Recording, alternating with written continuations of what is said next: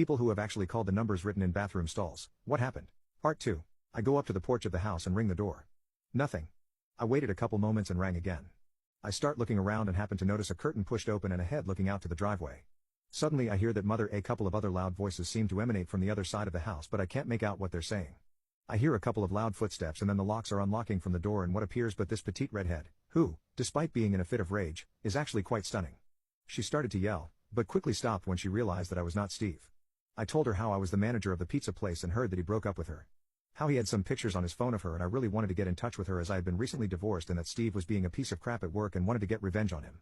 She seemed to open up to the idea that he was going to be fired from the job and would go along with any idea of doing something to crush his spirit. She asked me what I'm going to need in order to put my plan in action. I turned to her and motioned towards the pizza and that it was getting hot on my hand and she had me bring the pizza inside so we could discuss the plan.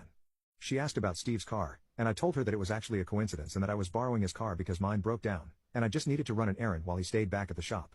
We worked out a devious plan to set up Steve and ate some pizza while I talked about his downfall. When all of this was done, we slept together, and 20 minutes later, on the way out of her house, I stole $500 from her wallet without her noticing. Came back into the car with Steve, who looked furious as I had taken so long. But then I showed him my fortune. Believe it or not, me and him are good friends to this day.